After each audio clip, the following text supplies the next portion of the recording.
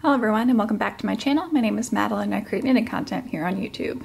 In today's video I'm going to be showing you how to make these fingerless mittens.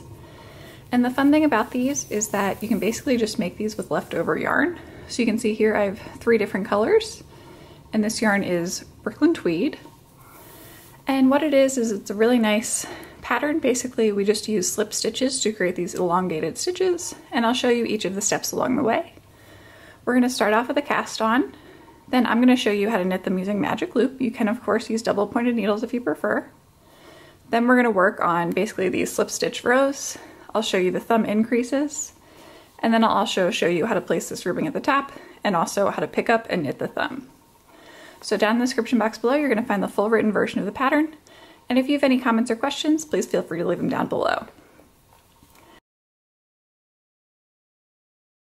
Starting off with the yarn, I just have 3 different colors of fingering weight yarn, and I'm just going to refer to them as color 1, color 2, and color 3 based off of how I knit through the fingerless mitten. Then I have 1 piece of waste yarn, and this one's also fingering weight.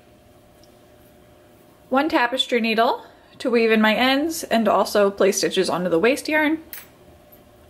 And then lastly, 1 stitch holder. For my knitting needle, I do knit using magic loop, so I have a size US 3, and this one's a fairly long cord, so I think this one's about 40 inches, but because we knit these one at a time, you could use anywhere from like a 24 inch all the way up to a however large you really have. And again, it's a size US 3.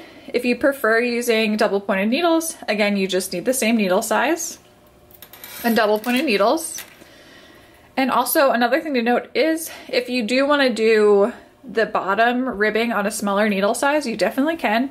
I'm actually just going to knit the full fingerless mitten on the US 3s, mainly because I do want this bottom ribbing to be a little bit tighter, but then I don't actually want this top ribbing to be tight at all. I kind of want it to actually just match with the rest of the mitten.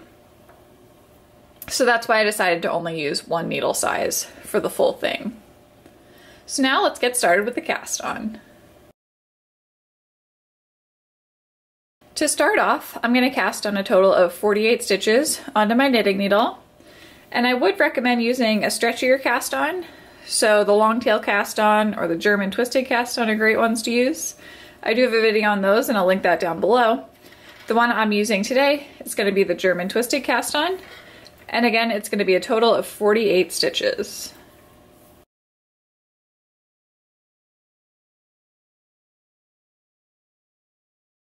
I've now cast on those 48 stitches, and then I just tied my waste yarn up so it's out of the way and I don't accidentally start knitting with it. So now to divide for magic loop, I'm just going to slide my knitting over to the cord, find the middle point of these stitches,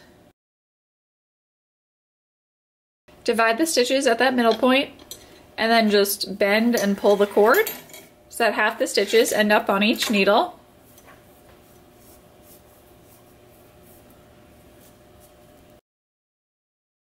And now when I position my work, I just want to have all the little cast on bumps down towards the table. And then I want to have my working yarn coming out the back needle, or the one that's furthest away from me. And then I also do always check in that inner corner and just make sure that it isn't twisted at all. So now I'm ready to join in the round and begin my magic loop. Again, if you're using double pointed needles, you just want to divide up your stitches among your double pointed needles and then get ready to join in the round. Now what I'm going to be doing is I'm just going to work knit 2, purl 2 ribbing, round after round until my work measures 2.5 inches from this cast on edge. So basically I'm going to measure from the bottom of my work up until the bottom of my knitting needle. And for anyone who hasn't worked magic loop before, the way it works is basically whenever you start going across one side, you always want to have your knitting needles pointed over towards the right, working yarn coming out the back needle. And because I'm starting off with a knit stitch on this next round, basically my working yarn comes in between the knitting needles and then up over my back needle. And the reason for that is just to prevent a yarn over at the beginning. Now I take my back needle, or the one furthest away from me, and I'm going to pull it towards the right so that those back stitches are just on the cord. And now I'm going to take that needle and I'm just going to go right into that first stitch on the front knitting needle, and I'm going to knit it. And now I'm working knit 2, purl 2 ribbing, so I'm going to knit the second one. And just go all the way across this front needle, working your ribbing.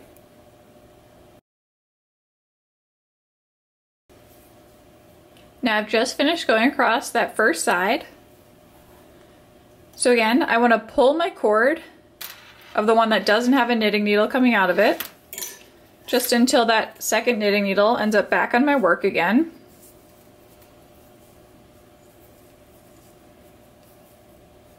Now I want to turn my knitting needle points over towards the right. And now again, I want to arrange my work so that all the bumps are down towards the table and my working yarn is coming out the back needle.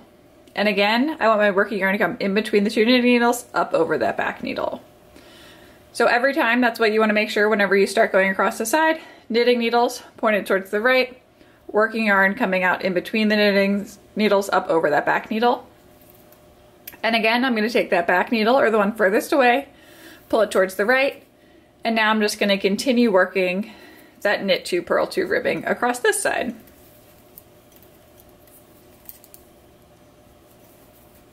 Now again, once I finish going across that side, I'm going to pull on my cord until both of my knitting needles have work on them again. Going to turn my knitting needle points over towards the right, and again, just make sure my working yarn is coming out the back needle and all my bumps, or at this point it looks more like knitting, are down towards the table. And then I would just begin all that again for the next round. So again, I'm going to continue working until this work measures 2.5 inches from my cast on edge. So I've just finished the main portion of my ribbing, and so the next step is going to be to knit one more round, and in this round I'm going to make these longer stitches. So out of every 4 stitch repeat, so basically where it's a knit 2, purl 2, I'm making the second knit stitch longer, and that's going to be the one that's carried up. So to show you how I do that here, first I'm going to knit the first stitch. Then this next stitch I want to make longer. So in order to do that, I'm going to bring my yarn to the front. So basically if I were to knit now, it would just be one yarn over. But what I actually want to do is I want to bring my yarn behind the needle and then to the front again. So it essentially looks like it's wrapped around like 1.5 times now. Now I'm going to knit that next stitch. Now I'm going to purl 2, and that's basically a repeat that I'm going to continue all the way across the round. So to show it one more time, I'm going to knit 1 stitch, going to bring my yarn to the front, then I'm going to wrap my yarn around the needle one more time, so I'm going to bring my yarn to the back, and then underneath to the front again, knit 1, and then purl 2. And I'm going to continue this all the way across the round. Now that I finished that round with the yarn overs, I'm actually all done with my first color of yarn. So I'm just going to leave a little bit of a tail and then break my yarn. And now I'm going to pick up my second color. So basically I have my second color and I use it twice. So I'm going to take this yarn and I'm just going to join it right at the beginning. The first stitch is just going to be a knit stitch.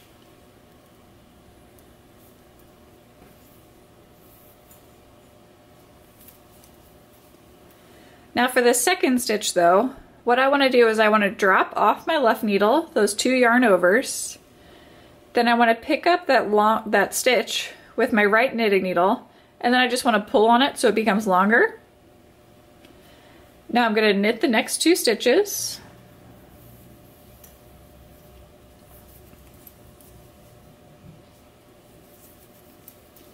So if I just look at those first 4 stitches, I have my first knit stitch from down below.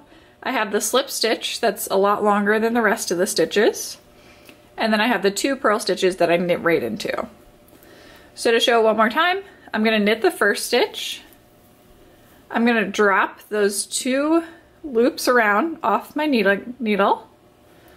Now I'm going to put my right knitting needle into that stitch, slide it off my left needle, and just pull on it, so I basically pick up that extra yarn.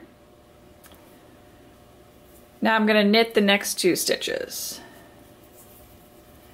And now I'm just going to continue repeating that all the way across the round. So now I'm all the way back at the beginning of the round. So for this next round, I'm again going to do the exact same thing. So I'm going to knit the first stitch, slip one stitch, then knit the next two. Now repeat that same sequence over again. So I knit one, slip the next stitch, knit two, and I'm going to go all the way around the round just like this.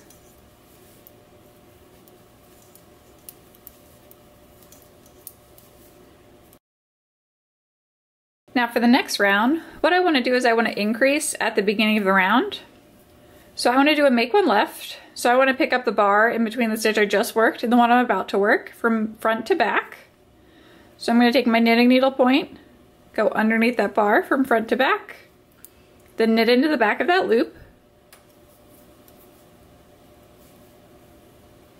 Now I'm going to place my stitch marker because eventually that one stitch will turn into where thumb increases.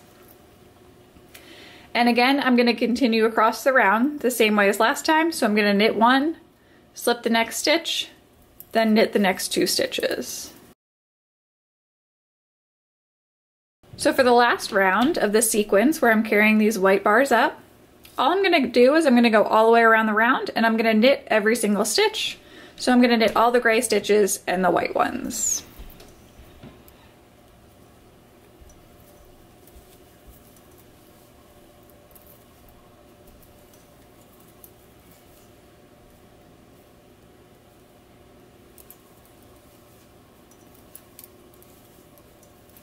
Now that I've completed that round, you can see there's no more white bumps on my knitting needles, right? I've worked all of them.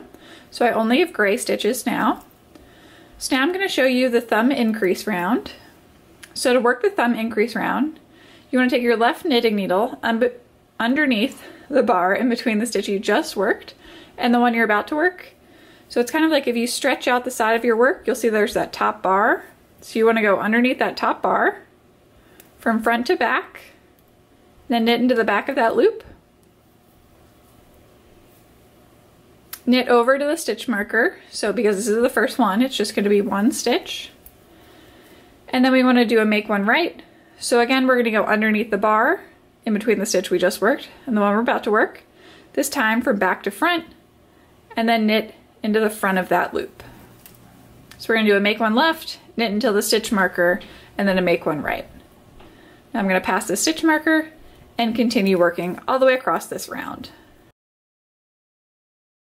So now that I've shown you all the main components of this pattern, so that basically includes how to do the yarn overs and then carry the stitches upwards as you go, and then also how to do the thumb increases. What I have down in the description box below is the full written version of the pattern, and what I've done is I've broken it down round by round, what you need to do each round.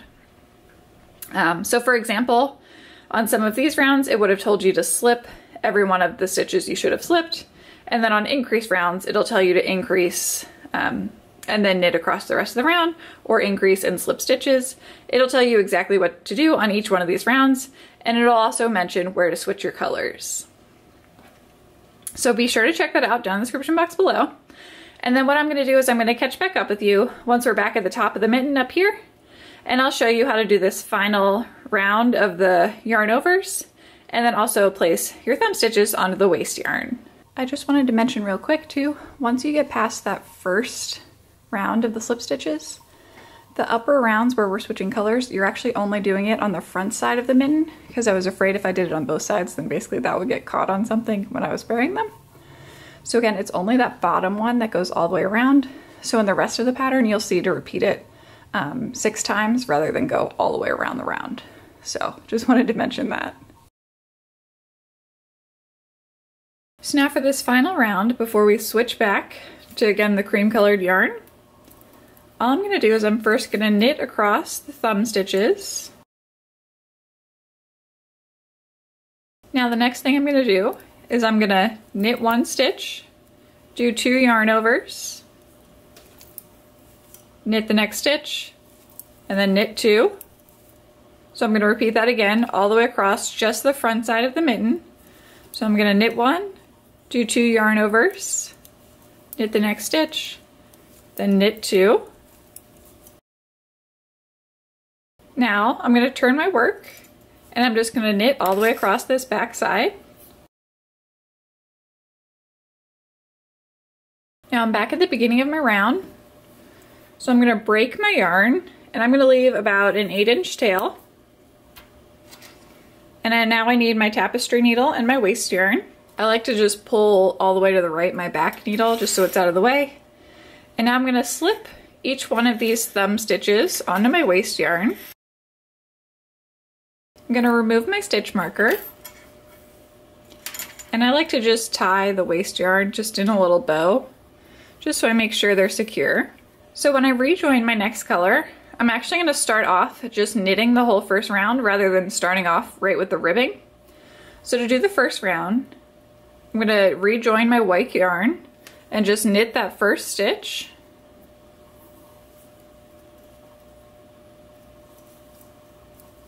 Now I need to drop my 2 yarn overs off the left needle, pick up the next stitch with my right needle, just slip it over. And when I do that, again, I tug on it a little bit just to make the stitch larger. Then I'm going to knit 3.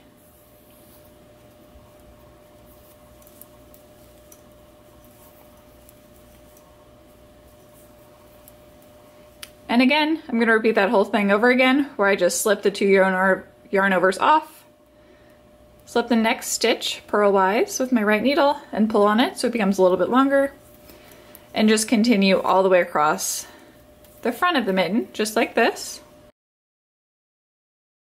Now that I've gone all the way across the front side, I'm just going to turn my work and knit all the way across the back side. Now in this next round, I'm going to slip each one of these gray stitches, just as I have previously. The only trick here is that I'm actually going to be working ribbing. So to show you this first round, I'm going to knit the first stitch,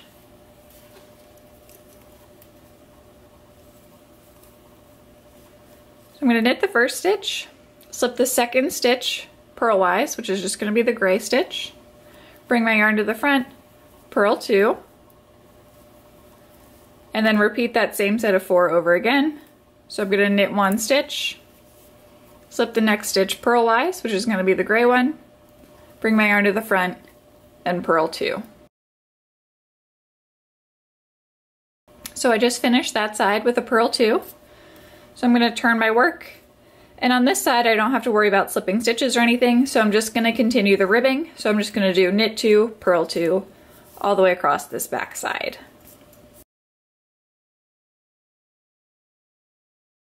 So for this next round, I'm going to do the exact same thing as the previous one. So I'm going to knit 1, slip 1 purlwise, then purl 2, and I'm going to do that all the way across this front half.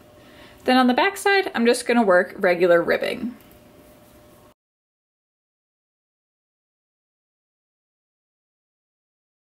Now I'm all completed setting up the ribbing and carrying up the gray stitches.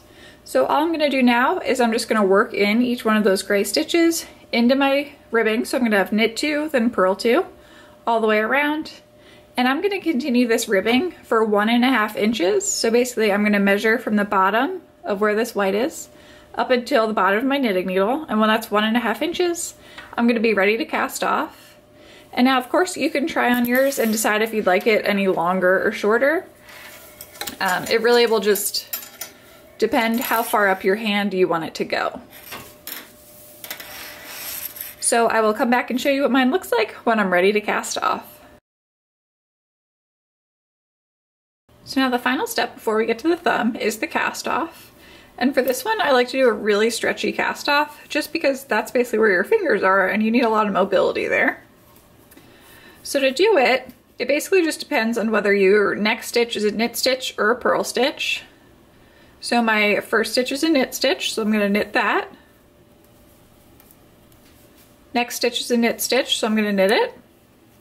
And now what I want to do is I want to slide my left needle point into the front of both of those stitches. And now I want to knit those two together. My next stitch is a purl stitch, so I'm going to bring my yarn to the front, purl it, and now again I want to knit the 2 stitches together, so I'm going to bring my yarn to the back and knit the 2 together. My next stitch is a purl stitch, so I'm going to bring my yarn to the front, purl it, and then again I want to knit those 2 stitches together, so I'm going to take my left needle point, go into the front of both of them, knit the 2 together. So basically, if the next stitch is a knit stitch, I'm going to knit it and then do a knit 2 together, and if the next stitch is a purl stitch, I'm going to purl it and then knit 2 together. And I'm going to continue doing this all the way around the round. When you finish that bind off method, it will be very flared out. And basically, so what I did, this one's already been washed, is that when I wash it, I just basically stretch this out a little bit before I lay it flat, and it just evens everything out so that you don't end up with that kind of like flare out at the top. But it is a very stretchy bind off. For the thumb, I always start with the thumb over towards the left-hand side, and now I'm going to start at the inner corner and pick up each one of the stitches. There's a total of 15 stitches, so I'm going to put 8 on one needle, slide my needle all the way over to the other side, turn my work, and now pick up the remaining 7. I'm going to take out my waste yarn. Now this thumb is again knit and ribbing, but just like how I did with the regular portion of the Fingerless Mitten, the first whole round is just going to be plain knitting. So I'm going to rejoin my yarn and knit all the way across this front needle.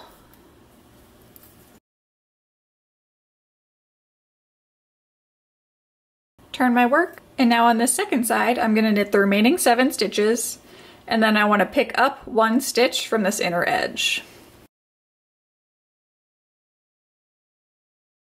So what I like to do when I pick up a stitch on the inner edge is pick up 1/2 of a stitch from this side closer to me, and then another half of the stitch from the side further away, and then knit the 2 together.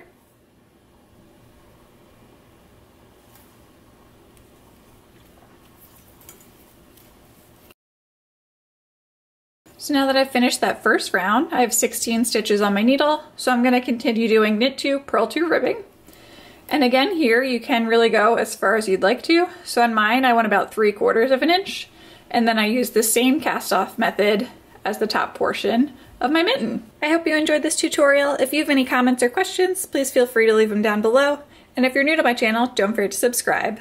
Thanks for watching.